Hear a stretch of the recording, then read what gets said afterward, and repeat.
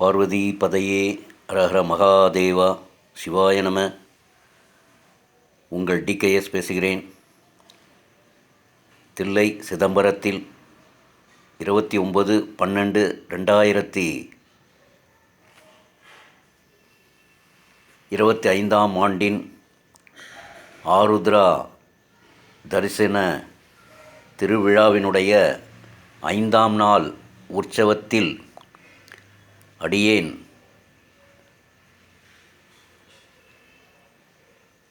தெரு அடைச்சான் 5ஆம் நாள் திருஷாவில் பங்கேற்கும் வாய்ப்பினை தொடர்ந்து 4ஆம் ஆண்டாக தில்லை சிவகாம சுந்தரி தாயாரும் ஸ்ரீ நடராஜ பெருமானும் அம்மையப்பனும் அருளுகிறார்கள் என்று தான் சொல்லணும். ஸோ அப்படிப்பட்ட ஒரு பாக்கியத்தை அடியேன் நேற்றைய தினம் அவங்களுடைய மகத்துவம் மிராக்கல்னு சொல்லலாம். ஸோ அப்படி ஒரு பாக்கியத்தை நேற்று அம்மையப்பன் அடியேனுக்கு அளித்தார்கள் தான் சொல்லணும். நேற்றைய தினம் மாலை 8 மணி அளவிலே திருமாணிக்கவாசகர் நேற்றைய தினம்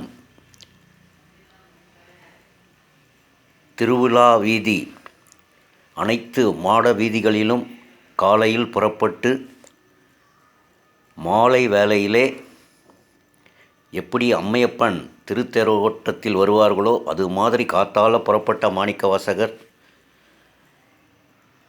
பஞ்சமூர்த்திகளினுடைய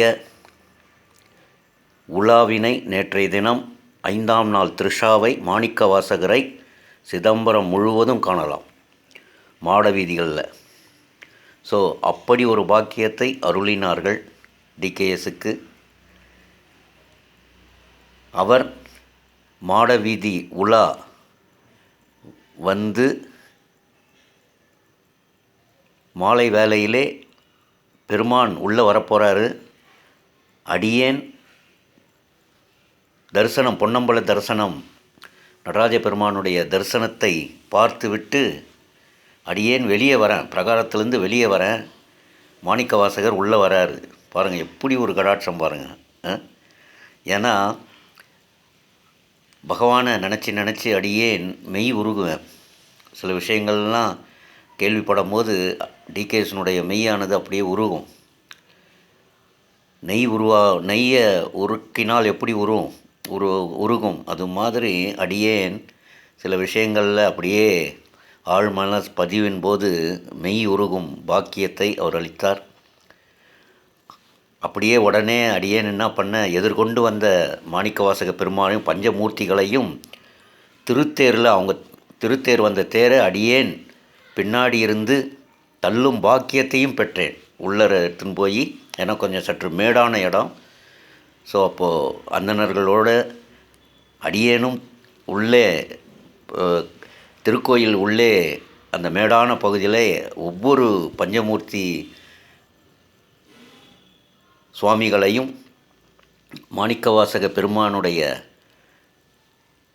தரிசனத்தை கண்டு அவருடைய திருத்தேரினை பிரகாரத்தில் உள்ள தள்ளக்கூடிய பாக்கியத்தையும் அடியேனுக்கு பெற்றேன். பாருங்கள், இதெல்லாம் நான் செய்யலை, அவராக அம்மையப்பனாக அதை ஏற்படுத்தியிருக்கிறார். ஒவ்வொரு ஆண்டும் அடியேனுக்கு பலவிதமான அற்புதங்களை நிகழ்த்தி கொண்டிருக்கிறாருன்னு தான் சொல்லணும். அது மிகையாகாது. ஏன்னா யாம் பெற்ற இன்பம் பெருக வையகம், திருமூலர் கோட்பாட்டுப்படி வாழக்கூடிய டிகேஎஸ்க்கு அப்படி ஒரு பாக்கியத்தை, யாம் பெறுகின்ற பாக்கியத்தை எல்லோருக்கும் பதிவிடும் வகையிலே அடியேனுக்கு அந்த பாக்கியத்தை அம்மையப்பன் மாணிக்கவாசக பெருமான், நால்வர் பெருமக்கள், சித்தர்கள் அருளிருக்கிறார்னு தான் சொல்லணும். ஏன்னா அடியேன் வாழ்க்கையில் அப்படியே நடைமுறையாக வர்றதை அடியேன் பதிவு போடுறேன், ஆழ்மன பதிவு. அப்படியாக மாலை வேளையிலே அடியேன் தரிசனம் காண நடராஜரை ஒரு 7:30 மணி வாக்கில் தரிசனம், ஈவினிங் ஆராதனை நடக்கும். 6 மணி அடுக்கு தீபம் சாயரட்சை நடக்கும். அப்படி நடந்து முடிந்து 3 ஆரத்திகளையும் பார்த்த பிற்பாடு முதல் ஆரத்தி வந்து சிற்றம்பலத்திலேருந்து பண்ணுவாங்க, 2வது ஆரத்தி பொன்னம்பலத்திலேருந்து பண்ணுவாங்க. அப்படியே பொன்னம்பலத்திலேருந்து பண்ணி அப்படியே வந்து சிதம்பரனுடைய மகா ரகசியத்தை, ஆகாய ரகசியத்தை காண்பிப்பார்கள் ஆரத்தி மூலமாக. இது சாயரட்ச வேலையில் பார்த்தா அப்படி ஒரு தேவாதி தேவர்கள் வந்து அந்த பூஜையில் கலந்துப்பாங்க சூட்சும ரூபமாக. அன்றைய தினம் மாணிக்க வாசகரும் 5ஆம் நாள் திருஷா அன்னைக்கு மாணிக்க வாசகரே சிதம்பரம் நடராஜர தில்லை சிவகாம சுந்தரி தாயார், உயிரோட்ட தாயாரினுடைய சன்னதியிலே தரிசனம் கொடுத்து, மாணிக்க வாசகர் பெருமான் தரிசனம் கொடுத்து வெண்பாக்களை பாடி ஒவ்வொரு வெண்பா முடியும் போதும் அப்படி ஒரு தீபாரத்தனை காட்டப்படும். ஸோ அனைத்து வெண்பாக்களையும் மாணிக்க வாசகர் பெருமான் உடன் சிவனடியார்கள் அனைத்து அவ்வளவு சந்தோஷமான ஒரு ஆனந்த தாண்டவத்தை அந்த பூஜையில் ஒவ்வொரு வெண்பா பாடிய ஒன்றுமே அப்படியே தாண்டவம் ஆடுவார் அம்மை அப்பன் 2 பேருமே. ஸோ அப்படியாக அந்த அருட்கடாட்சத்தை மாணிக்கவாசகர் பெருமானை அழைச்சின்னு வராங்க உள்ளே. எல்லாரும் ஒதுங்குங்க ஒதுங்குங்கன்னு சொன்னோம்னா நடராஜருக்கு எதிர்க்க நான் நின்று தரிசனம் பார்த்துட்டுருக்கேன். உடனே எல்லாரும் தள்ளி போக சொன்னாங்க. எல்லாரும் தள்ளி போனோம். தள்ளி போனோடனே மாணிக்கவாசகர்னுடைய வந்து நேராக சுவாமிக்கு நந்தியாருக்கு பின்னாடி நின்று அவர் நேரடியாக காட்சி கொடுத்து வெண்பாக்களை பாடுறாரு. அந்த இடத்துக்கு மாணிக்கவாசகர் பின்னாடி நிற்கும் பாக்கியத்தை மாணிக்கவாசகர் பெருமான் கொடுத்தாருங்க. அப்படி ஒரு வெண்பா முடிக்க வரைக்கும், பூஜை முடிக்கிற வரைக்கும் ஒவ்வொரு வெண்பா பாடிய போதும் அவர் பின்னாலே அணிந்திருந்த மாணிக்கவாசகர் பெருமாள் அலங்கரிக்கப்பட்ட வில்வ மாலையிலிருந்து, அந்த சந்திலிருந்து அப்படியே அங்கே பூஜை பண்ணக்கூடிய அந்த ஒளியானது அடியனுக்கு ஒவ்வொரு பூஜையின் போதும் காமிச்சாருங்க.